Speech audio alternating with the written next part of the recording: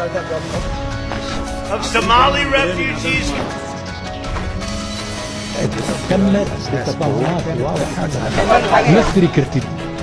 Of Somali refugees.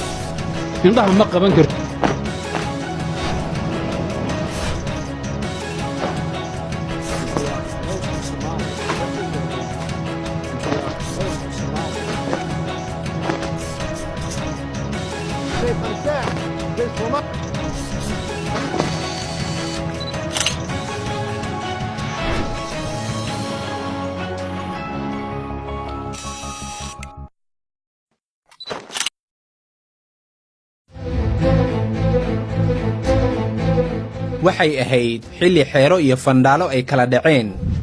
waxay ahayd xilligii uu bilowday burburkii qarannimada Soomaalida oo idil. waxay ahayd xilli aqoonyahankii iyo jaahilkiiba caaqilkii iyo makaasmaxastuba ay isku caqli noqdeen. waxay ahayd xilligii anshixii suubanaa iyo akhlaaqdii wanaagsanayd ee Soomaalida lagu yaqiin ay go'aansatay inay isaga haajirto dhulka Soomaalida oo idil. waxay ahayd xilli duurjoogtii Soomaaliya ku noolaa ay isaga hayaameen cariga Soomaaliya ayaga oo ka tallaabay xuduudda Kenya iyo Tanzania ayaga oo galay xeryaha duurjoogta ee Serengeti iyo Maasai. waxay ahayd xilli wax waliba ay isbeddeleen.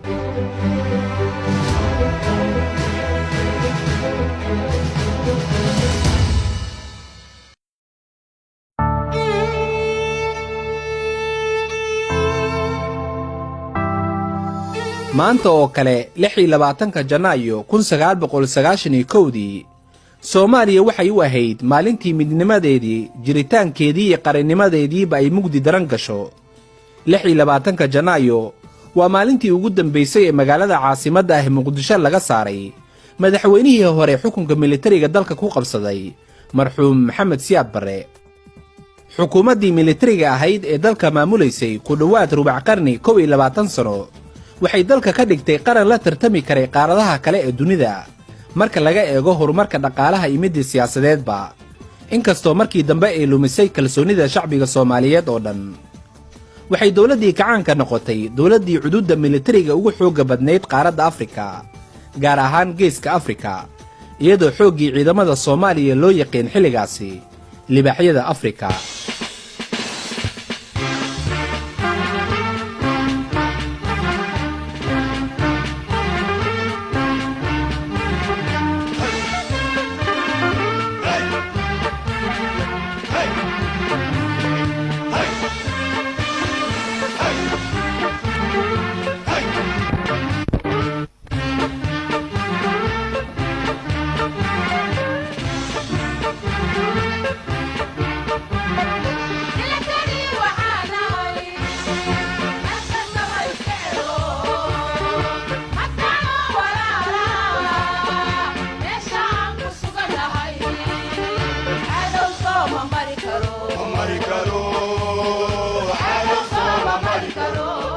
burburkii dawladdii xooggeeda iyo awooddeeda ay sidaas ahayd waxaa sabab u ahayd in lagu kaco iyadoo xukuumaddii jirtay xilligaasi ay ku kacday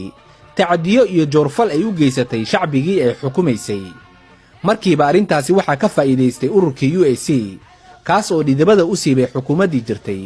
kadib markii dagaal faraha looga gubtay lisaga hor yimid caasimadda Muqdisho.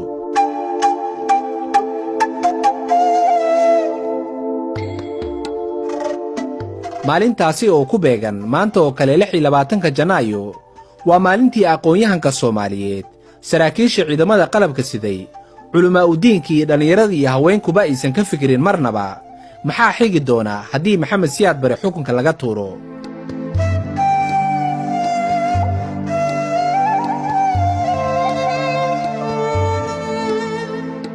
haddaba bixitaankii Maxamed Siyaad Barre kadib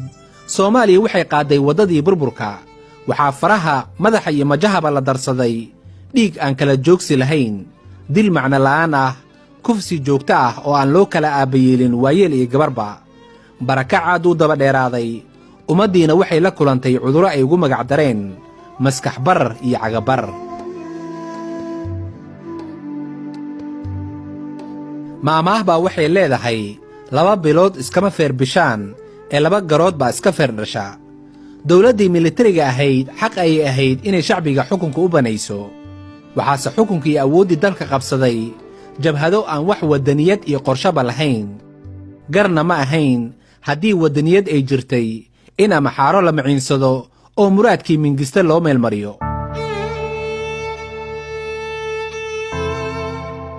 markii maxamed siyaad bare la eriyey oo madaxtooyada laga saaray waxaa dalka ka aas-aasmay sodomeeye urur oo unugoodu ahaa anaaniyad qabiil dagaalyahannadooduna u badnaayeen dhallinyaro reer miyi ah madaxdii ururadaasi oo nin kastaaba muraadkiisu u qarsoonaa wuxuu ahaa inuu beegsado xafiiskii madaxtooyada si uun mar uun ugu fadhiisto kursigii maxamed siyaad bare hubkii qaranka ayaa u gacan galay dadweyne dulmanaa kuwaas oo laga afhayay hubkaasi 20 sano wuxuu sababay hubkaasi isdil baahsan bililiqaysi iyo kala argoosi ciidamadii qalabka siday ayaa la kala diray muryaanimadii ayaa noqotay mehrad lagu shaqaysto aqoon-yahankii iyo jaahilkiiba reer magaalkii iyo reer miyigiiba tuuggii iyo askarigiiba waxaa adkaatay in la kala aqoonsan waayo 26 janaayo 1991dii wax walibaa way isbeddeleen soomaali weyn waxaa beddelay soomaali yaryar madaxweyne qaran waxaa beddelay hoggaamiye kooxeed nabad waxaa beddeshay colaad farxaddii waxaa beddeshay fajac iyo amakaag jamhuuriyadda soomaaliya waxaa beddelay lixlan somalilan puntland jubbaland galmudugland hirshabeellelan baydhabaland qaran iyo quwad waxaa beddelay qabiil iyo qaranjajab midnimo waxaa beddeshay tafaraaruq qarannimo jacayl waxaa beddeshay qaxootinimo jacayl dantii guud waxaa beddeshay dan gaar ah soomaaliyey tooso waxaa beddeshay soomaaliyey kala tago istumaatiya sarkaal waxaa beddelay dilaa sare allabari waxaa beddeshay gaalabari inkastoo xukuumaddii maxamed siyaad bare ay gashay dembiyo waaweyn haddana waxaa mudan in la isweyddiiyo maxamed siyaad bare kadib maxaa la soo kordhiyey maxamed siyaad bare sooma ahayn ninkii lagu eedeeyey inuu waddanka qabiil iyo qabyaalad u qaybiyey oo shacabkii kala irdeeyey sooma ahayn ninkii lagu eedeeyey xasuuqa iyo baaba'a ummadda soomaaliyeed sooma ahayn ninkii lagu eedeeyey caburinta shacabkiisa haddaba gadaashii ma la helay shakhsi iyo koox isaga ku dhaantay soomaalinimada waddaniyadda dawlad jacaylka iyo qabyaaladka fogaanshaha jawaabtu waa mid iska cad waa kadaroo dibidhal arrume yaa ku sheega oo beenay ku qariya wixii odayga loo riday waxay ahayd in badda soomaaliya sun lagu shubo in badda la iibsado barigana saxara laga dhigo hantidii qarankana hanti gaar ah laga dhigto wixii odayga loo eriyey waxay ahayd in muraadkii mingiste loo meelmariyo oo dalka looga taliyo addis ababa muraadku wuxuu ahaa in nidaamka iyo heekalka dawladnimada la baabi'iyo oo dalka uusan yeelan wax dawlad ah dadka inta uu isaga laayey waxaa ka badan inta gadaashii la laayey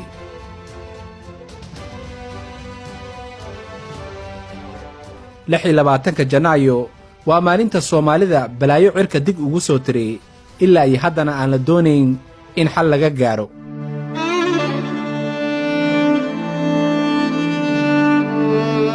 caqli waxaa beddelay cudud nabad waxaa beddeshay colaad naalo waxaa beddeshay naxdin qosol waxaa beddelay qumuunyo haybad waxaa beddelay habacsanaan sharaf waxaa beddeshay sharaf xumo shaqo waxaa beddeshay shaxaad masruuf waxaa beddelay mahayo tacab waxaa beddelay tuugsi reer magaal waxaa beddelay reer miyi feer magaalo waxaa beddelay farganleyb aqoon waxaa beddeshay jaahilnimo talyaani waxaa beddelay tigree rooma waxaa beddeshay addis ababa